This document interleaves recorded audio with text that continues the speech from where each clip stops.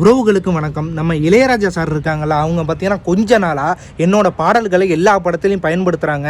ஆனால் என்னக்கிட்ட யாருமே எந்த பர்மிஷன் வாங்கலை அப்படின்னு சொல்லி நிறைய நோட்டீஸ் விட்றாங்க. அது மட்டும் இல்லைங்க, எனக்கு 5 கோடி நஷ்டஈடு கொடுக்கணும், 10 கோடி நஷ்டஈடு கொடுக்கணும் அப்படின்னு சொல்லிட்டு நிறைய நோட்டீஸ் வரதை நம்ம கண்ணால் பார்த்துட்டு இருக்கோம். எனக்கு ஒன்று புரியலைங்க. அதாவது நான் ஒரு சிம்பிளாக ஒரு விஷயம் சொல்கிறேன். அதாவது நம்ம ஒரு ஊறுகாய் தயாரிக்கணும். இந்த ஊறுகாவை நம்ம தயாரித்து ஒரு கடையில் கொண்டு போய் சேல்ஸ் பண்ணுறோம். சேல்ஸ் பண்ணிவிட்டு அந்த ஊறுகாய்க்கு உண்டான காசை வாங்கிட்டு நம்ம வந்துடுறோம்.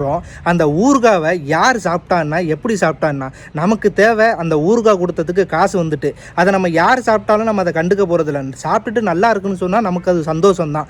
அப்படி தான் நம்ம பார்க்கணும். ஆனால் இவர் என்னன்னு பார்த்தீங்கன்னா, இவர் ஒரு ப்ரொடியூசர்கிட்ட போய் மியூசிக் போடுறாரு, அதுக்கான தொகையை இவர் வாங்கிடுறாரு. வாங்கின பிறகு அந்த பாட்டை யார் பயன்படுத்தினான்னா பயன்படுத்தாட்டினா அது வந்து ப்ரொடியூசருக்கும் அந்த பயன்படுத்துகிறவங்களுக்கும் உள்ள பிரச்சனை. இவர் ஏன் எதுக்கு எடுத்தாலும் நோட்டீஸை விட்டு எனக்கு பணம் வேணும்னு சொல்கிறாரு எனக்கு தெரியலை. இந்த வீடியோ பார்க்குறவங்க நிறைய பேர் பார்த்தீங்கன்னா இளையராஜா சாரோட ஃபேன்ஸாக இருக்கலாம். அவங்களாம் திட்டுறதுக்கு முன்னாடி கொஞ்சம் நான் சொன்னதை யோசிச்சு பாருங்கள். நான் சொன்னதில் எதுவும் தப்பு இருந்துச்சுன்னா அதுக்கப்புறம் திட்டுங்க.